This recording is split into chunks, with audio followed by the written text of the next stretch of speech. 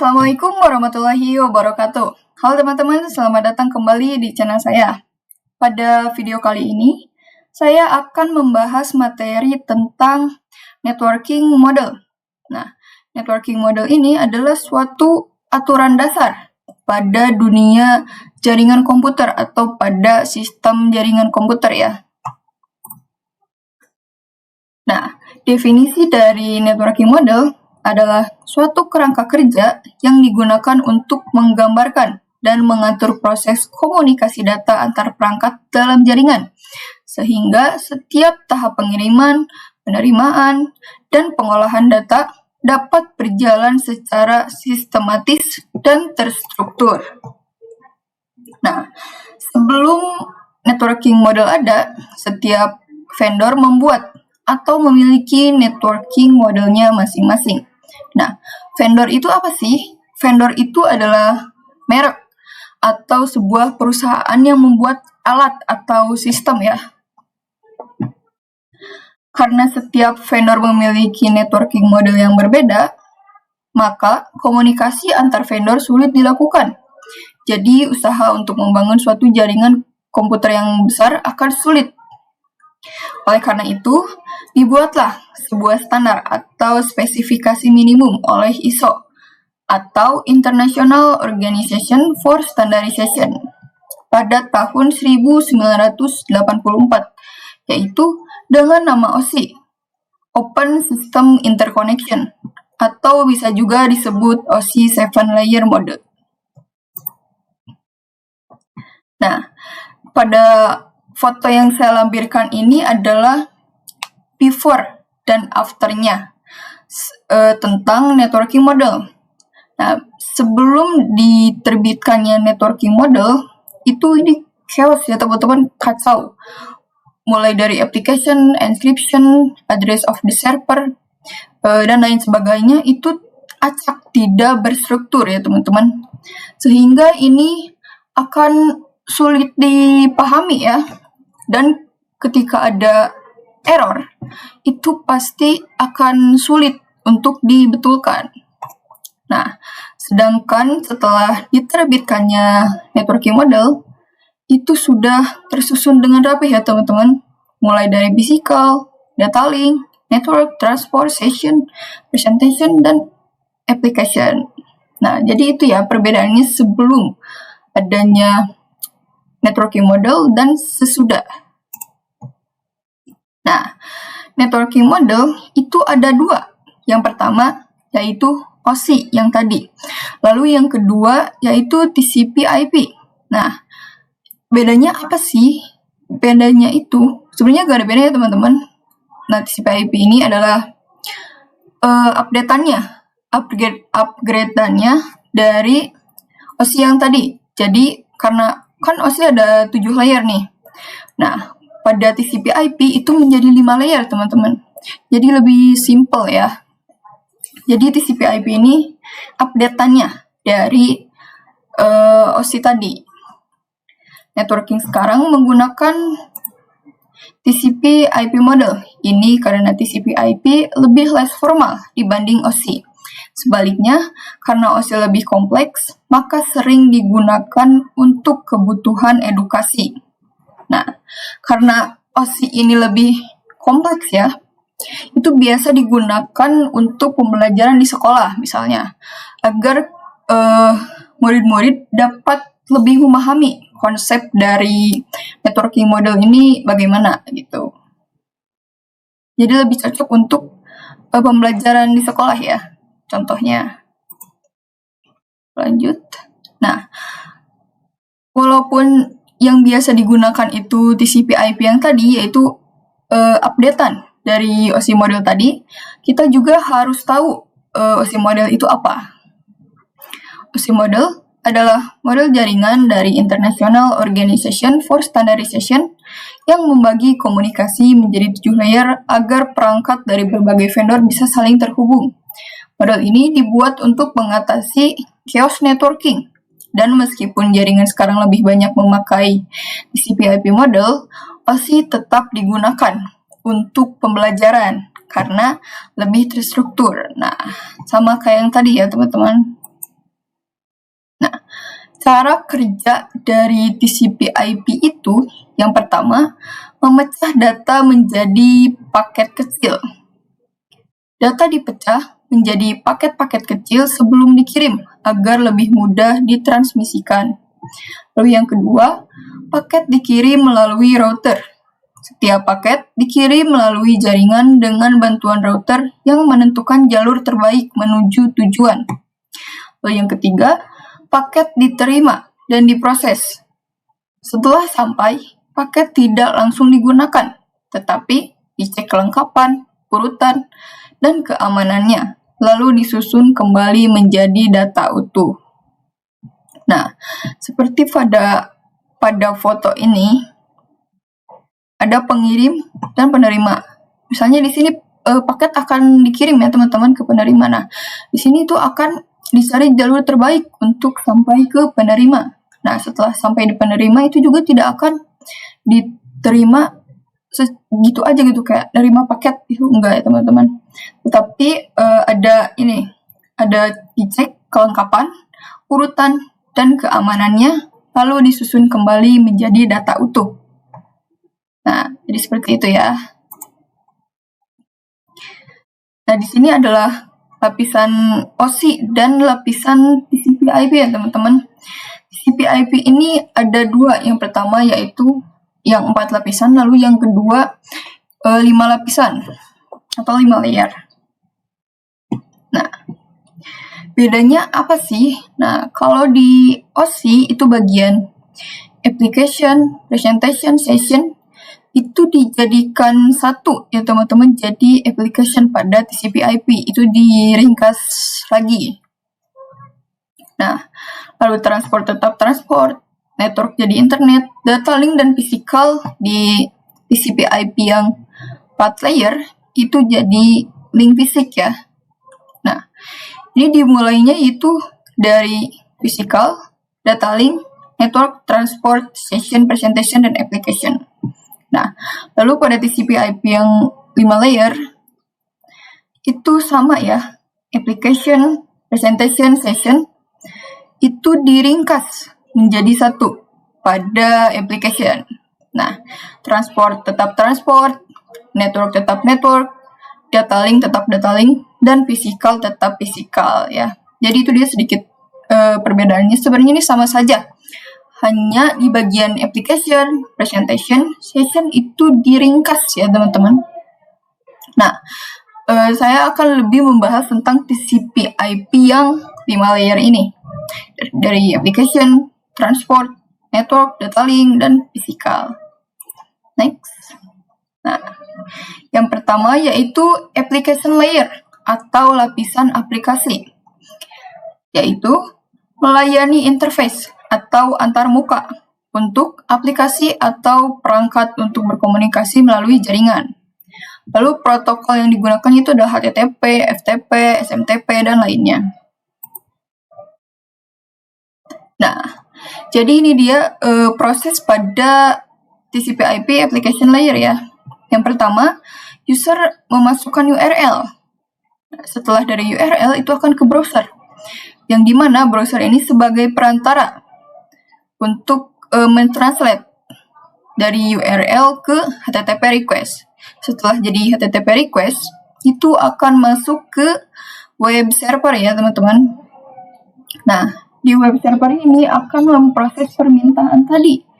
Lalu jika disetujui, itu jadi akan direspon, HTTP respon, yang berisi status kode dan web page data. Lalu rendering data to final web page, yang 4 web page, dan screen. Nah, pada akhirnya akan menunjukkan apa yang kita inginkan tadi, URL yang kita cari tadi, yang user dicari. Contohnya seperti ini ya teman-teman, saya akan memberi contoh. Saya akan masuk ke Google Chrome. Nah, misalnya di sini saya akan mencari domain Cisco Academy. ciscoacademy.com. Nah, domain itu apa sih? Domain itu adalah sebuah alamat browser ya. Contohnya itu ya seperti ini, ciscoacademy.com, google.com, youtube.com, dan lain sebagainya. Nah, di sini kita coba enter. Nah, pada domain Cisco Academy itu tidak ditampilkan untuk publik ya teman-teman. Jadi ada website yang emang untuk publik, ditunjukkan kepada publik, dan ada juga yang tidak ya. Nah, ini termasuk yang tidak ditunjukkan kepada publik ya teman-teman, ini privat. Itu tergantung perusahaannya, tergantung pengelolaannya. Nah, di sini tulisan not secure, itu tidak aman ya. Kita coba buka domain yang dibuka untuk publik, itu bisa kita lihat, bisa kita akses, yaitu YouTube ya, youtube.com.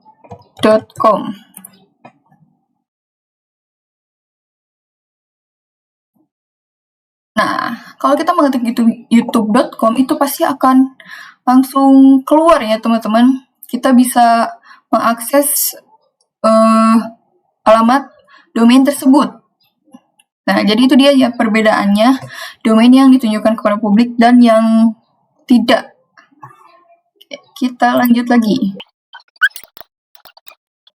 Kita next. Nah, tadi yang pertama itu application layer. Lalu layer yang kedua yaitu transport layer atau lapisan transport, yaitu mengatur pengiriman data dan memastikan keandalan komunikasi antara aplikasi pada host yang berbeda. Protokol utamanya yaitu TCP dan UDP. Nah, kalau kita kembali lagi ke sini, ketika kita mengetikkan URL, memasukkan URL, itu akan masuk ke transport layer. Ya. Nah, di transport layer itu akan ditentukan apakah itu termasuk protokol TCP atau UDP. Nah, seperti itu ya. Nah, apa bedanya TCP dan UDP? Di sini saya akan membahas TCP terlebih dahulu. TCP yaitu Transmission Control Protocol. TCP itu menggunakan koneksi. Data yang dikirim juga secara berurutan, mencegah data yang macet, dan mempermudah dalam menemukan dan memperbaiki kesalahan. Negatifnya, terdapat banyak komunikasi dua arah antar kedua pihak sehingga butuh waktu yang lebih lama. Nah, sedangkan UDP, yaitu User Datagram Protocol, itu tidak berbasis koneksi. Tanda pengenal atau nomor urut tidak mengoreksi kesalahan pengiriman dan tidak peduli apabila paket hilang. Positifnya, UDP mengirimkan data jauh lebih cepat ketimbang TCP. Nah, perbedaan dari TCP dan UDP ini yang pertama yaitu dari koneksi. Nah, TCP itu menggunakan koneksi, sedangkan UDP tadi tidak menggunakan koneksi ya teman-teman. Nah, lalu TCP juga itu ada pengecekan data. Apakah data sudah lengkap? Apakah data itu aman gitu. Jadi dicek dulu ya teman-teman, ada pengecekan data. Nah, sedangkan UDP itu tidak peduli sama sekali, jadi tidak mengoreksi kesalahan pengiriman dan tidak peduli apabila paket hilang, jadi tidak ada pengecekan ya teman-teman. Lalu TCP ini paket dijamin akan sampai, tetapi dengan waktu yang lebih lama. Sedangkan UDP itu pengiriman data akan jauh lebih cepat, tapi paket itu tidak dijamin sampai. Jadi kalau TCP itu pasti sudah dijamin akan sampai, sedangkan UDP itu tidak ya teman-teman. Walaupun TCP lebih lama, tapi paket akan tetap sampai ya, dijamin sampai. Nah, jadi itu dia perbedaan dari TCP dan UDP ya teman-teman, itu memiliki kelebihan dan kekurangannya masing-masing. Nah, fungsi utama pada TCP/IP model yaitu berbeda dengan OSI model yang memiliki 7 layer dan lebih untuk teori. TCP/IP model hanya punya 4 layer dan digunakan langsung untuk mengatur pengiriman data, menentukan alamat tujuan, serta komunikasi antar perangkat jaringan. Nah, kenapa 4 layer? Karena yang tadi teman-teman itu ada 2 ya. Tapi yang biasa digunakan ya yang 5 layer tadi daripada yang 4. Nah, lalu yang ketiga adalah network layer. Tadi yang pertama application layer, transport layer, lalu layer yang ketiga itu network layer. Network layer adalah lapisan dalam model jaringan yang berfungsi untuk mengatur pengiriman data dari satu perangkat ke perangkat lain melalui jaringan, dengan cara menentukan alamat tujuan menggunakan IP address, memilih jalur terbaik atau routing, serta memastikan paket data sampai ke tujuan dengan benar ya. Nah, untuk network layer hanya terdapat satu contoh, yaitu IP.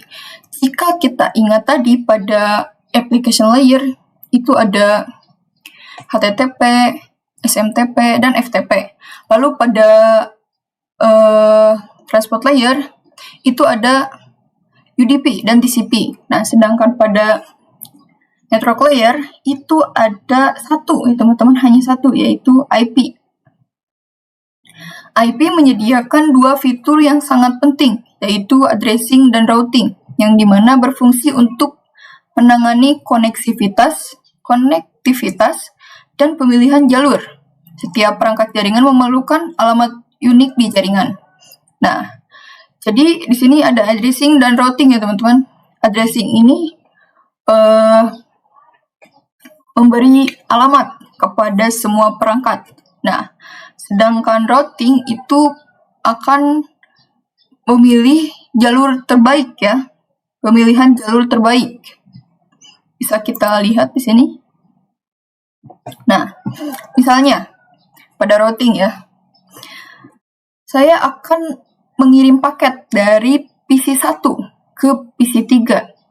Nah, dari PC1 ini kemungkinan akan ke router 2, ke router 0, router 1, router 3, baru sampai ke PC3.